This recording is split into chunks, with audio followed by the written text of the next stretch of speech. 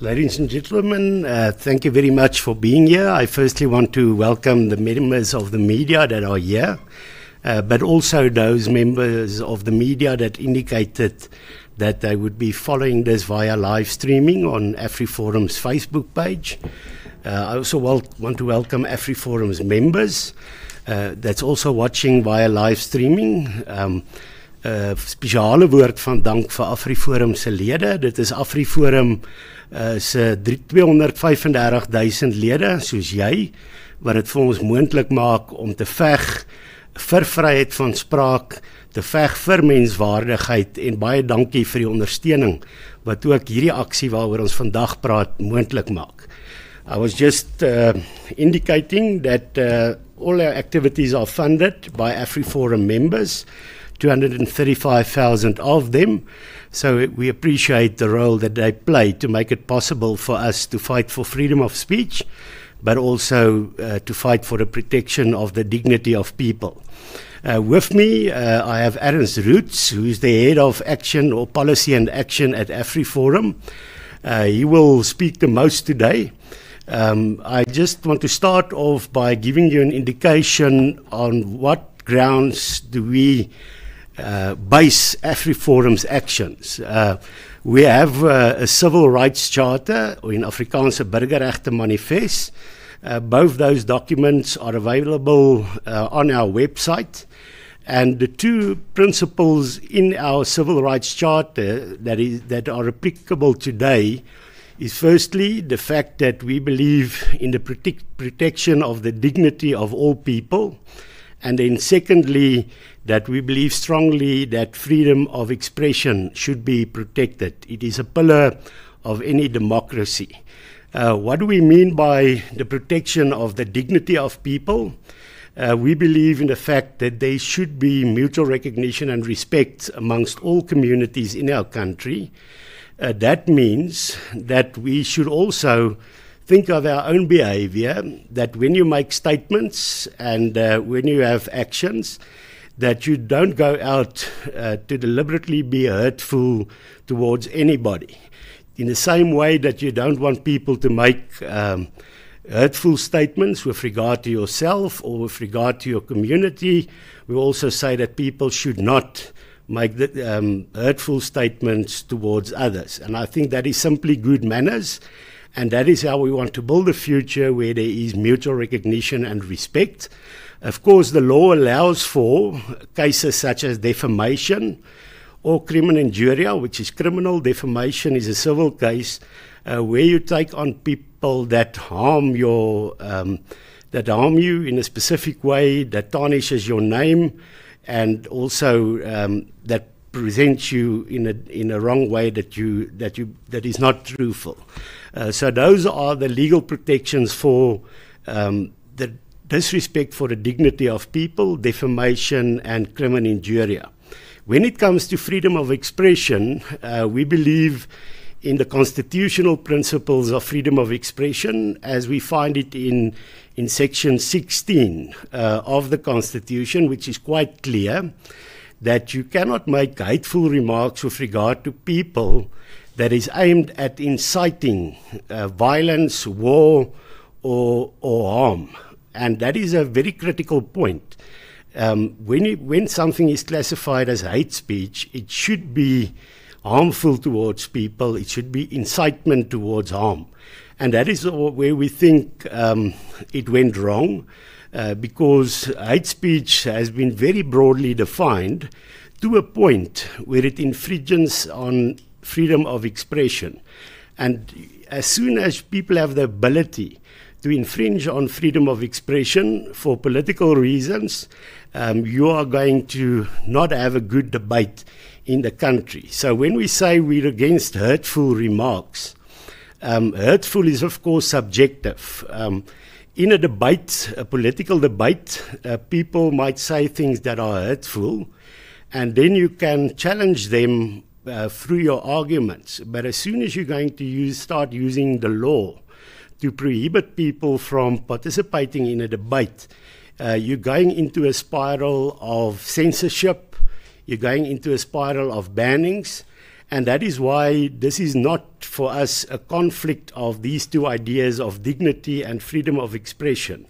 We think the Constitution has found a good balance, that there is freedom of expression. You can say things that people don't like, but the balance is there. Where you transgress is when you go ahead and you incite violence or incite people to cause harm. And that is specifically what we wanted to protect in the flag case. Remember, when you fight for freedom of speech, the topic is actually never a popular one, because when you make popular statements, most people would agree with you. But when you make statements that are not popular, that is when there's pressure on freedom of expression.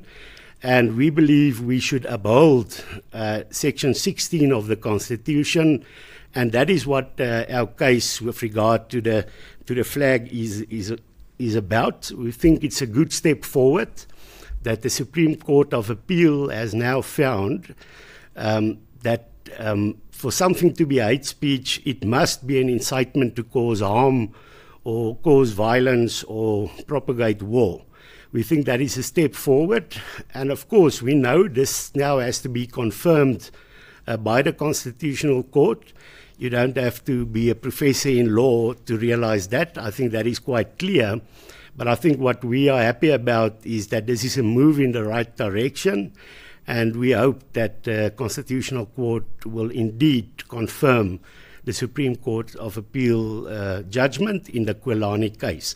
But that being said, Ernst Roots will give you further information. Thank you, Kali. Yes, so I think I can only add to that. AfriForum's argument has been since the beginning, before this case and in other hate speech cases in which we've been involved, going back to the Dubula Ibunu case from 2010 and 2011, that the proper interpretation of what constitutes hate speech is that it has broadly, it's a bit of a simplification, but broadly it has to stand on two legs. So the one side of it, as it is defined in the Constitution in Section 16.2, is that for something to be hate speech, the first thing it needs to do is it needs to target people based on their identity. But then there's a list of examples. So that includes race, for example, or ethnicity, or religion, and so forth. And now sexual orientation was added as well. But that's not sufficient. Simply to say that you target people based on, you say something that offends people, or express yourself in a way that offends people based on their identity, is not according to the Constitution, and we believe the proper interpretation of hate speech. And there are many such examples. We find, for example, today in South African politics, we regularly hear politicians, members of the ruling party, for example, say white people are criminals or white people are land thieves. We find that extremely offensive, and we believe that that is a claim that you should not make. It's a statement you should not make. Not only is it factually incorrect, it's also offensive, and you could argue about defamation and criminal injury and so forth, but it's not hate speech. And the reason why it's not hate speech is because it's not coupled with the second criteria that needs to be there for something to be hate speech, which is that there must be an incitement. It must be combined with some form of incitement to inflict harm on that community. And that has been our argument since the beginning.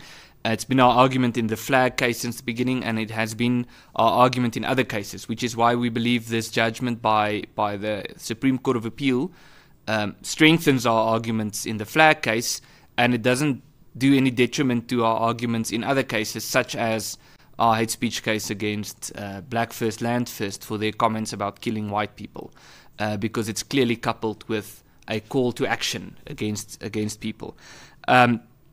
So that being said, there are in the statement that we're issuing today also we tried to summarize it into 5 reasons or 5 points to explain what our position on this is. Obviously, to take on a case like this for an organization like AfriForum creates a PR challenge. We are aware of that because it provides the opportunity to people who are malicious to try to present something, or to try to present AfriForum's AfriForum's argument as something that it isn't.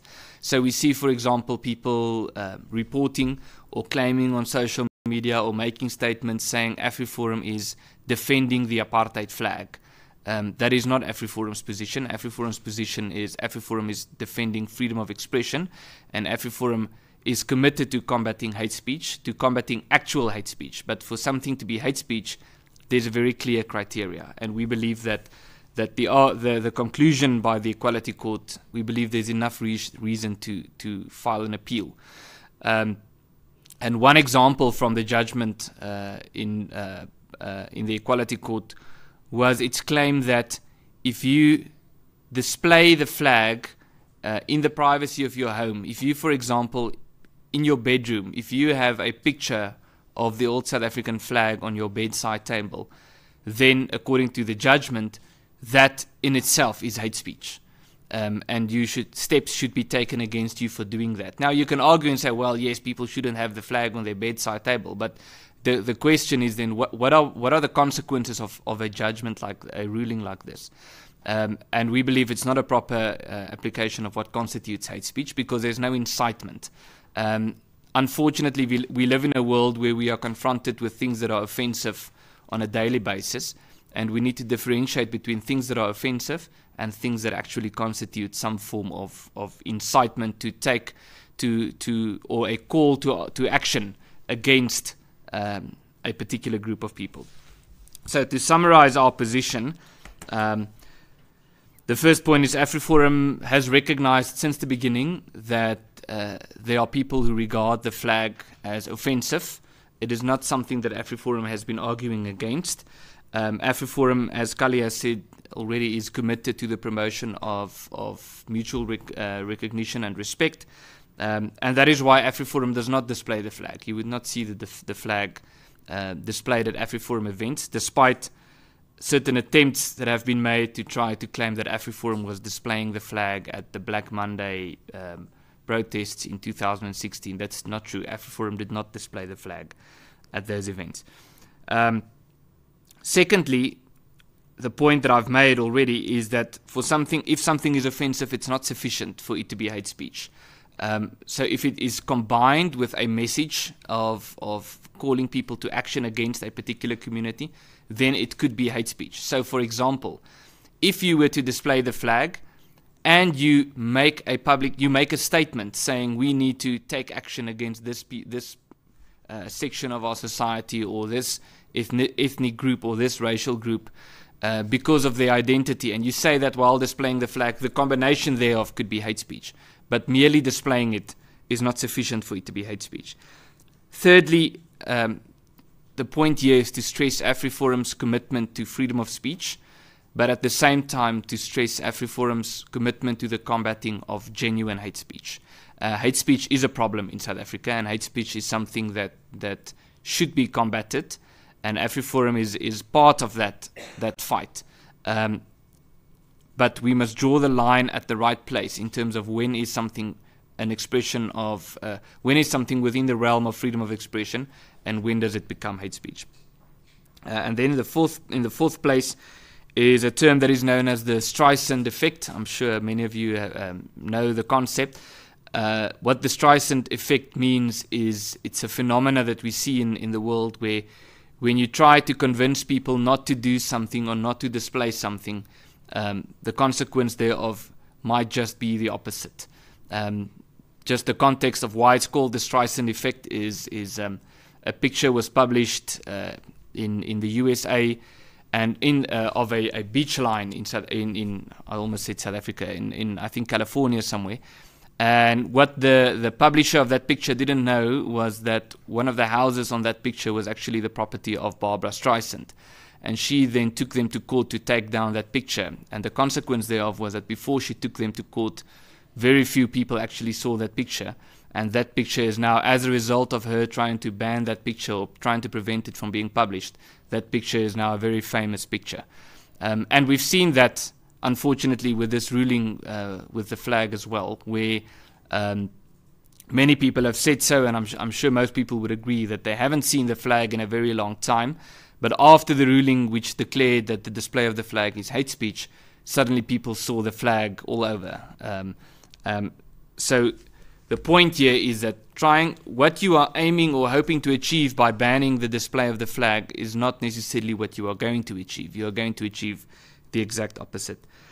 And then the fifth point is just to stress AfriForum's position that to claim that AfriForum's involvement in this case is somehow an attempt to protect the apartheid flag as it is described, or an attempt to say that AfriForum is somehow condoning atrocities that were committed in the past, or AfriForum is somehow supporting or longing for the past, or longing for a regime that is long gone, is simply false. That is not AfriForum's position, and we believe that it's either ill-informed or it's malicious to try to portray AfriForum's position as such. Our position is quite simple, that hate speech is a serious problem. There are also serious threats to freedom of speech, and we must find the appropriate line between hate speech and freedom of speech. And to argue that the displaying of a flag amounts to hate speech is not the appropriate way to draw the line between freedom of speech and hate speech. And that is why we are involved in this case. Thank you, Ernst. Just a last remark from my side is a very important thing when people look at this case or any other one with regard to hate speech, such as the Kwelani one. One should not evaluate it with regard to the specific subject at hand. Even if you do not like the old flag, you must have a look at what the consequences would be if this route of banning is the route we're going to go. And let me just give a few examples. If you are a Muslim in the country and Christians start arguing that they feel hurt or offended by our halal sign on a shop window, and they say because this is hurtful, it should be banned. That is the kind of consequence if you're going to go down this route of banning. Or if you're a Christian and some symbols you use offends Muslim people, and we go down this route of banning, then that will be banned. And you can use this example in many, many areas where there are things that offend you, but if we're going to start banning that, there is something that is dear to many people, different things that are dear to many people in this country, and if you're just going to start banning them, we're going down a cycle where we get into some kind of police state where what is not compulsory is prohibited, and that is not where we want to go. The difference is if you have a Muslim sign and you walk with it and say, let's kill Christians, then it's hate speech. Or if you have a Christian sign and you walk around with it saying, let's kill Muslim people, then that is hate speech. When you start using symbols to harm people and to incite violence. And that is the difference. So I think it's important to everyone in the country that when you judge these cases, that you, in the Kwelani case, it shouldn't matter what your stance with regard to homosexuality is, or with regard to gay people, because today you might agree with a judgment that has respect to that specific subject at hand. But next time around, it might be something that is dear to you. And that is why we think it's important that all people, irrespective about how you feel about the flag, how you feel about homosexuality in the Kwelani case, you might not agree with what someone said or what they are doing, but you must always realize that the consequences are that we are going to go into a spiral of bannings if we go down this route. And that is why we think that our court case in this regard is in the interest of everybody in the country, because in the long term we have to have an open society where there's freedom of speech, but also where society takes a strong stance against the infringement of people's dignity. And we believe our stance is a correct stance to get a balance between these two things. Are there any questions at this stage? There's also been a request that we just do it shortly in Afrikaans. We're not going to do it quite long. So I'm just going to start off with that part. Vir AfriForum is dit belangrik om hierdie saak te beveg om 2 redes soos vervat in ons burgerregte manifest. Die een is die beginsel van vryheid van spraak. Vryheid van spraak is die hoeksteen van 'n gesonde openbare debat. As jy nie vryheid van spraak het nie, dan gaan jy die Noord-Korea roete, waar dit wat nie verbode is nie, is verpligtend. En dit is nie waar ons wil wees nie. So ons sal aanhou veg vir vryheid van spraak, ongeag of dit in sekere omstandighede 'n ongewilde standpunt by sekere mense mag wees. Die ding van vryheid van spraak is, mens veg nooit vir vryheid van spraak oor 'n gewilde tema nie. As almal met iets saamstem, dan is daar nie 'n bedreiging van vryheid van spraak nie. So dit is belangrik dat ons dit doen om te sorg dat mense standpunte mag huldig, waarmee ander mense nie saamstem nie, wat hulle aanstoot neem. Dit gebeur baie keer dat mense aan die regerende party goed sê op grond waarvan AfriForum aanstoot neem. Maar natuurlik om daai soort van uitsprake te verbied, beteken jy moet ook dan aanvaar dat jou sienings verban sal word. En dit is nie waar ons wil gaan nie, so dis 'n belangrike beginsel waarvoor ons veg, maar tog ook belangrik is dat ons sê ons respekteer mense se waardigheid. So ons gaan nie in plekke in om mense se waardigheid skade te berokken nie. Dit beteken jy kan dan met goeie reg vra, mense moet ook jou waardigheid respekteer, want die respek vir waardigheid is wedersyds. Daarom bevorder ons wedersydse erkenning en respek. 'n Baie eenvoudige voorbeeld, as daar moslimmense is wat aanstoot neem om 'n varkchop te braai, as ek nou 'n baie eenvoudige voorbeeld kan noem, beteken dit nie ek moet ophou om by my huis 'n varkchop te braai nie. Dit is my goeie reg om dit te doen. Maar om by 'n moslim sy huis in te gaan en 'n vuurtjie aan te steek om 'n varkchop te braai, sal eintlik moes nou net bloot eenvoudig nie goeie maniere wees nie. En dit is wat ons bevorder om te sê, kom ons respekteer mekaar, ons het verskillende standpunte, en ons aanvaar dat mense ander standpunte het, ons sal veg vir mense se reg om van ons te verskil. Maar tesaam daarvoor eis ons ook dat almal in die land vryheid van spraak moet hê en uitsprake moet kan maak, en ek dink die appelhof het nou baie stewige uitspraak gelewer, deur te sê, dinge wat aanstoot neem is nie outomaties haatspraak nie, dit moet gaan, daar moet 'n komponent of 'n aspek daaraan verbonde wees, wat mense aanhits om skade te berokken, of mense aanhits om geweld te pleeg.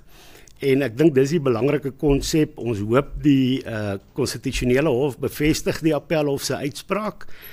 Ons sal moet sien wat daar gebeur, maar dis waaroor hierdie saak gaan, om te sê mense moet die reg hê om hulle uit te druk, en as jy dit beskerm, ander mense se reg beskerm, word jou eie reg ook in die proses beskerm. Dankie Kali, ek gaan net kortliks byvoeg.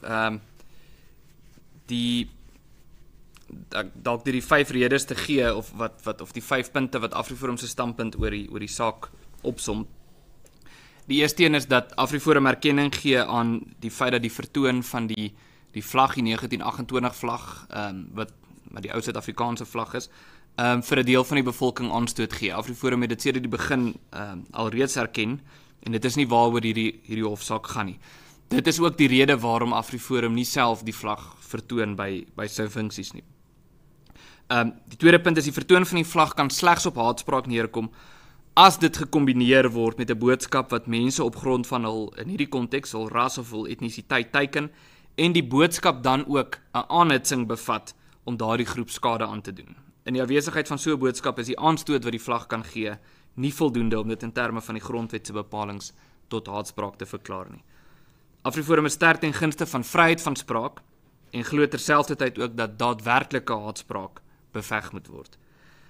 AfriForum is van mening dat die verbanning van die vlag die teenoorgestelde effek sal hê as wat daarmee beoog word, naamlik dat dit die vlag meer gewild maak, juis omdat die onderdrukking van spraakvryheid 'n teenreaksie skep, of 'n backlash sal skep. Die publieke reaksie op die gelykheidshof se uitspraak, wat ons tot dusver gesien het, bevestig dit alreeds. Om AfriForum se verdediging van vryheid van spraak in hierdie saak te vertolk as 'n poging om die skending van mense se waardigheid tydens apartheid te regverdig, is 'n moedswillige verdraaiing van AfriForum se standpunt. Baie dankie Ernst. Net in slotte om dit saam te vat, 'n baie eenvoudige voorbeeld is dat ons vir mense sê, ongeag wat jou standpunt oor die vlag is, of jy positief daaroor is, dis dalk 'n simbool van jou jeug wat jou goeie herinneringe gee van jou jeug, of jy is baie gekant teen die vlag omdat jy dit as kwetsend beskou, moet mens nie laat jou gevoel oor 'n spesifieke tema jy laat afstand doen van die beginsel van vryheid van spraak nie.